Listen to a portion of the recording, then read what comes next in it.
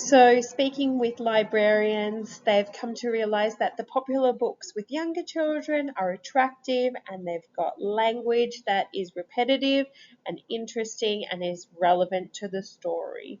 For the older children, however, it starts to become more complex, especially as they change, their cognitive development changes, they become more intelligent in this way as they move through the stages of understanding, because they start to associate the story with more complex underlying messages. For example, the Julia Donaldson stories are really popular among all age ranges, so from 2-year-olds to 5-year-olds. And from 2-year-olds point of view, the perspective is really about the animals, it's about the friendship and the language. So repetitive language, it's rhyming, it's interesting, but they can follow the story in this way.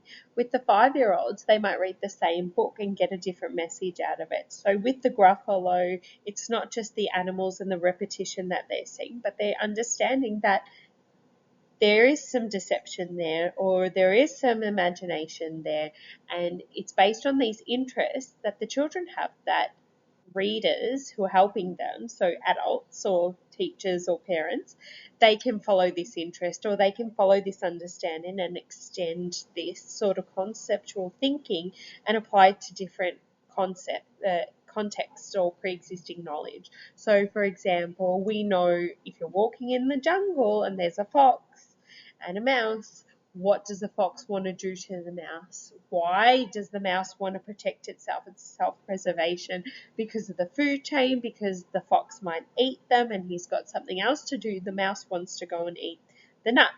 So these are the concepts that we can meet children at their level, make it age appropriate, and then scaffold their learning, take it from there and build on their understanding. That way, educators or parents can make the most out of their books. It's not just about bonding with the children and enjoying a funny story, but they're actually learning a lot from these stories if you dive into the concepts.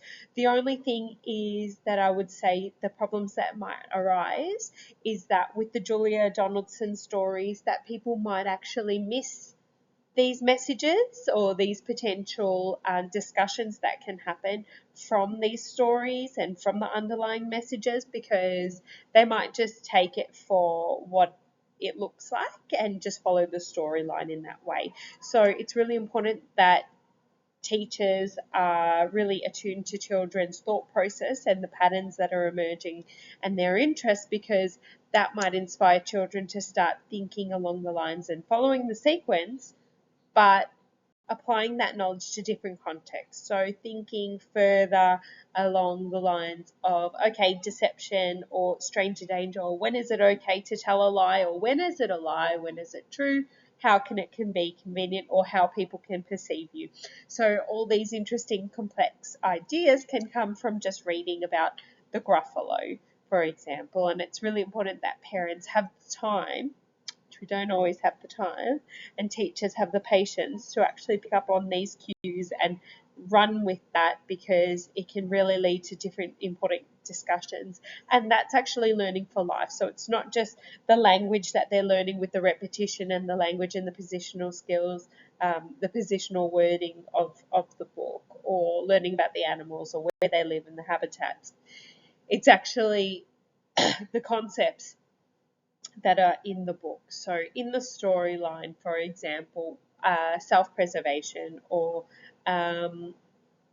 stranger danger, or imagination, or having an ulterior intention, so understanding how you can read people's cues and body language and their intentions, even when they might not say anything. So it's important for children to understand these sort of different complex ideas as they grow and they're ready to understand them at the different ages that they're at. So it is an age-appropriate activity that needs to be considered. So for a younger child, with the 2-year-olds, when reading Julia Donaldson books, we probably wouldn't go into these complex ideas, which is another problem that can arise. So you wouldn't want to pick something that's too complicated for the younger years. You would want to allow them to enjoy the stories and enjoy the illustrations and enjoy learning those words and associating them with the pictures and what's happening in the storyline.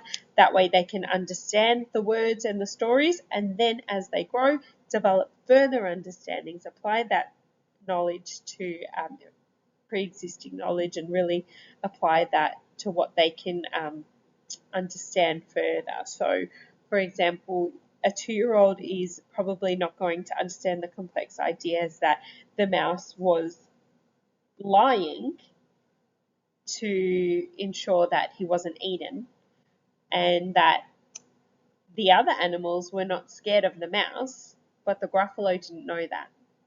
So it's a little bit tricky depending on what stage your child is in and how adults can support that learning and scaffold that learning.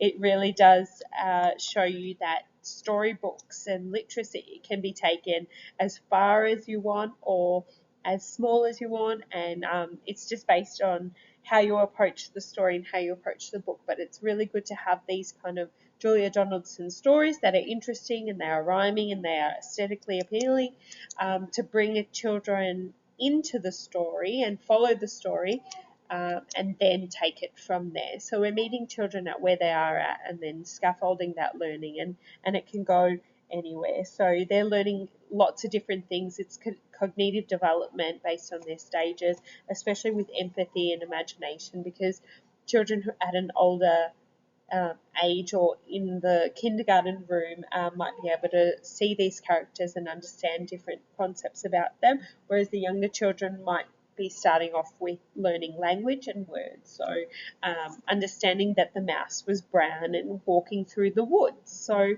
keeping it basic, but understanding social skills and social skills with us while we're reading. So with parents and teachers spending that time together, getting down on their level and slowing down to their pace. That way we can read together and spend that time together and really get to see where the child's at and what they enjoy and follow their interests from there. So it's a really emergent curriculum, and it's a really important thing to do. It's especially to inspire children to enjoy reading books, because it's going to be a lifelong skill that they need to have. So it's really great to inspire them to enjoy reading and have that positive disposition towards literature from a young age, so that way they can have better outcomes later in life.